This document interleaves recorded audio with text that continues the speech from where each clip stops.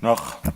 հույս ունեմ, որ Հայաստանի Հանրապետության իրական ընդդիմադիր դաշտում չեն գտնվի արկածախնդիրներ, որոնք կհանդգնեն Ալեն Սիմոնյանի իրականության հետ կապ չունեցող ասեղը թելեն, իսկ հիմա բուն բովանդակության մասին։ Հայաստանի Հանրապետության շուրջ տեղի ունեցող իրադարձությունները փորձենք դիտարկել հայտնի քաղաքագետ Ռոբերտ Փաթնամի տեսություններից մեկի համատեքստում։ Ինչի մասին է տեսությունը։ Տեսությունը կոչվում է երկմակարդակ խաղերի տեսություն, ու տրամաբանությունը կայանում է հետևյալում, որ ցանկացած միջազգային բանակցություն դա շախմատային խաղ է երկու տախտակի վրա։ Մեկ տախտակը բանակցողները խաղում են իրար հետ, իսկ երկրորդը բանակցողի մեջքի հետևում է, որտեղ ինքը շախմատ է խաղում շահային խմբերի,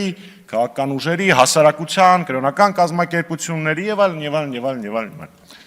Հիմա եկեք վերլուծենք այն ամենը, ինչ կատարվում է մեր երկրի հետ։ Նիկոլ Փաշինյանը զիջել է հնարավոր ամեն ինչ։ Այն փաստաթուղթը, որը իրենք խաղաղության պայմանագիր են անվանում, մեջը սահմանազատման մասին, մեր օկուպացված տարածքները ազատելու մասին որևէ տառ չկա։ Այսինքն մեր հողում կանգնած ադրբեջանցին մենք իր հետ բանակցում ենք այդ ընթացքում։ Մեր տղաները գերի են Բաքվում, մենք բանակցում ենք ու նույնիսկ բանակցությունների ընթացքում դրա մասին նշույլ էլ չենք անում, չնայած ինչպես Միրզոյան Արարատը վերջերս խոստովանեց, փորձել են, չի ստացվել։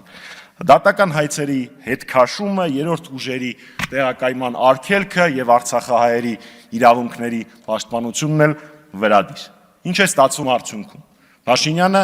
Ալիևի հետ շախմատային խաղը պարտվել է բոլոր հնարավոր եւ անհնար առումներով, ու հիմա փորձում է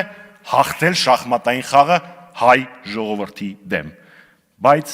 այս ամենին շատ քիչ է մնացել։ Ու կա երկու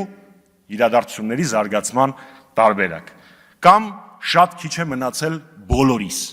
եթե Նիկոլ Փաշինյանը շարունակի մնալ իշխանության ղեկին։ Կամ քիչ է մնացել ամոթին,